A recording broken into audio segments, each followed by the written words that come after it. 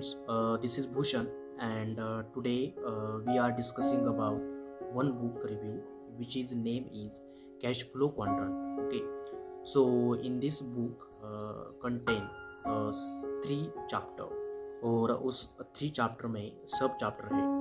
तो ये रही बुक, उस book cash flow quadrant about the rich dad poor dad. तो आपको इस बुक से क्या लेना है, मतलब आप अभी जॉब कर रहे हैं, या कुछ लोग या कुछ स्टूडेंट अभी पढ़ाई कर रहे हैं, या कुछ लोग अभी घर बैठे पैसे कमा रहे हैं। तो इस बुक से मुझे यह सीखने को मिला कि आप है कौन, और आप बिजनेसमैन हैं, आपका खुद का बिजनेस है, या आप किसी स्थान पर जॉब कर रहे हैं, या आप एक इन्वेस्टर है जो घर बैठे आप शेयर मार्केट या कुछ रियल इस्टेट की पढ़ाई और उसमें भागीदारी कर रहे हैं। तो उससे हम किस तरह से रिच बन सकते हैं, मतलब XYZ पर्सन है और वो पर्सन अभी पढ़ाई कर रहा है, तो अगला स्टेप उसने क्या लेना चाहिए, उसके स्किल सेट क्या है, वो उसका हॉबी क्या है, वो सब कुछ हम इस वीडियो में देखने वाले हैं। तो इस बुक से मुझे बहुत ही कुछ सीखने को मिला। एक्चुअली ये बुक मराठी है, because I am from Maharashtra, and मुझे मराठी बुक्स पसंद है क्योंकि वो अच्छी लगती है पढ़ने में। तो यहाँ पे बताया गया है कि फर्स्ट चैप्टर में कि कैश फ्लो का चौकोन, so cash flow box. So as we know that आपने रिच डैड पुअर डैड के बुक पढ़ा होगा या नहीं भी पढ़ा होगा, तो आपको ये बुक पढ़ने के बाद भी आपको समझ आ जाएगा। लेकिन मैं रिकमेंड करूँगा कि अगर आपको ये बुक पढ़ना है तो ये बुक पढ़ने से पहले आप रिच डैड पुअर डैड की बुक समरी या कुछ ऐसी इम्पोर्टेंट बातें जो रॉबर्ट कियोसाकी ने उस बुक पर लिखी है, या ये सब कुछ पढ़ने के बाद या सुनने के बाद आप इस बुक को ज़रूर पढ़िएगा। तो इस बुक में बताया गया है कि आपको क्या चुनना चाहिए। अगर आप स्टूडेंट हैं तो आपको बिजनेस करना चाहिए, या सेल्फ एम्प्लॉय होना चाहिए, या जॉब्स करनी चाहिए, या आपको इन्वेस्टर बनना चाहिए। हालांकि इन्वेस्टर फ्रेशर के लिए तो होता नहीं, मतलब कोई सोचता भी नहीं है कि मैं अभी रियल इस्टेट में करियर बनाऊंगा, ऐसा कुछ होता नहीं। हमारे यहाँ पे नहीं होता, आपके यहाँ होता होगा या नहीं मुझे मालूम नहीं। तो इस इंडेक्स में बताया गया है कि फर्स्ट जो चैप्टर है उसमें बताया गया है कि कैश फ्लो चौकोन। सो कैश फ्लो चौकोन में बताया गया है कि आप नौकरी क्यों करना चाहते हैं, या आपको नौकरी की ज़रूरत है, या आपको नौकरी क्यों नहीं मिलती। सो इसके बारे में सब चैप्टर में बताया गया है। सेकंड सब चैप्टर है कि आपने इस बुक के बारे में या आपने इस बुक के बारे में सुना होगा। तो इसमें बताया गया है कि चार चौकोन हैं, उस चौकोन में या चार बॉक्स है। तो the first box which is the business, okay sorry employ. So this is the ये वाला बॉक्स मैं आपको बताऊंगा कि ये वाला बॉक्स, ओके। सो ये वाला box, so first which is name employ, second is business, okay, and third which is name is a self employ, and I means investor. तो रॉबर्ट कियोसाकी इन्होंने ये बुक सारी लिखी है उन्होंने।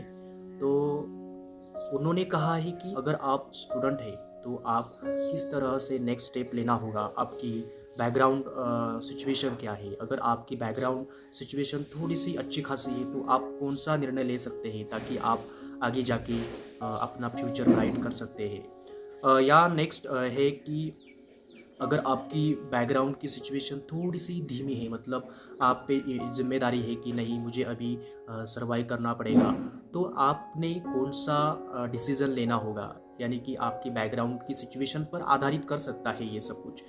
बिकॉज ऐसे बहुत ही लोग हैं जो लोग अभी जॉब कर रहे हैं लेकिन उनको मन नहीं है जॉब करने में, फिर भी वो कर रहे हैं क्योंकि उन्हें करना पड़ता है, बिकॉज उनकी फैमिली उन पे डिपेंड है। अगर वो जॉब करके छोड़ दे और उनकी फैमिली का सर्वाइव कौन करेगा। तो ये सारी बातें माइंड में रखकर रॉबर्ट कियोसाकी कहते हैं कि आप अपने जीवन में क्या करना चाहते हैं ये उद्देश्य जरूर रखिएगा, लेकिन जो स्टेप है, first step, second step, third step, आपने कौन कौन सी स्टेप लेनी है, इनके बारे में यही इसमें बताया गया है।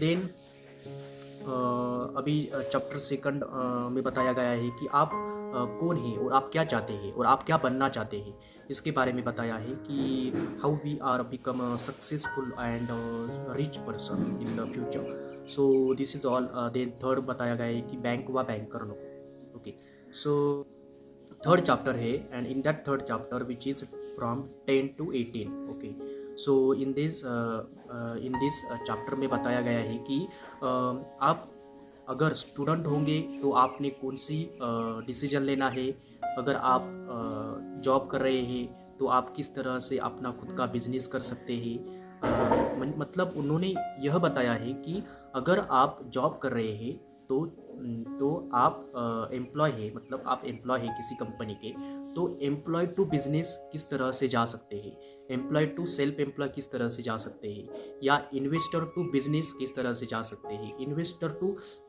एम्प्लॉय भी कुछ लोग जाते हैं क्योंकि उन्हें घाटा हो जाता है इन्वेस्टर में, क्योंकि अच्छी खासी नॉलेज नहीं होती। और इन्होंने साफ साफ इस बुक से हमारे जो ऑडियंस है, मतलब जो इस बुक के ऑडियंस है जो ये बुक पढ़ रहे हैं, इन्होंने साफ साफ बताया है कि अगर आपको कुछ नॉलेज लेनी होगी, अगर आपको कुछ किसी क्षेत्र में शुरुआत करनी होगी, तो आप उन लोगों से मिलिए जो उस पर कार्य कर रहे हैं, उस पर वो वर्क कर रहे हैं और अच्छी खासी इनकम जनरेट कर रहे हैं, मतलब उनको 5 ईयर 6 7 8 ईयर हो चुके हैं उस फील्ड में काम करके। ऐसे लोगों से मत मिलिएगा जो लोग सिर्फ ज्ञान बांटते हैं, उन्होंने अभी ज़िंदगी में कुछ नहीं किया है। ऐसे लोगों से आप सलाह मत लीजिएगा। इस तरह से उन्होंने बहुत ही इम्पोर्टेंट बातें इस बुक से शेयर किए हैं हमारे अपने ऑडियंस को जो ये बुक पढ़ने के लिए इंटरेस्टेड है। हालांकि मैं सारे पॉइंट्स और सारे डिस्क्रिप्शन यहाँ पे डिटेल्स में नहीं बता सकता क्योंकि वीडियो लंबा हो जाएगा, लेकिन आपको एक आइडिया आ गई होगी, इस वीडियो के माध्यम से आपको एक आइडिया आ गई होगी कि ये बुक कैसी है, इस बुक का रिव्यू क्या है, समरी क्या है और इस बुक से मुझे फ़ायदा होगा या नहीं। तो दोस्तों ये क्वेश्चन बहुत ही अच्छा है और मैं यह कहूँगा कि ये बुक्स पढ़ने के बाद आपका दिमाग अच्छी तरह से सोचने लगेगा, आप आउट ऑफ बॉक्स थिंकिंग करने लगोगे।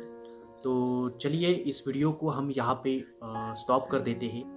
अगर आपको ये वीडियो अच्छा लगा तो प्लीज़ सब्सक्राइब कीजिएगा, शेयर कीजिएगा और ज़्यादा से ज़्यादा लोगों को शेयर कीजिएगा।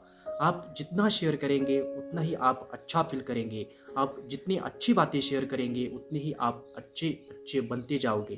तो मिलते हैं नेक्स्ट वीडियो में, तब तक के लिए बाय बाय।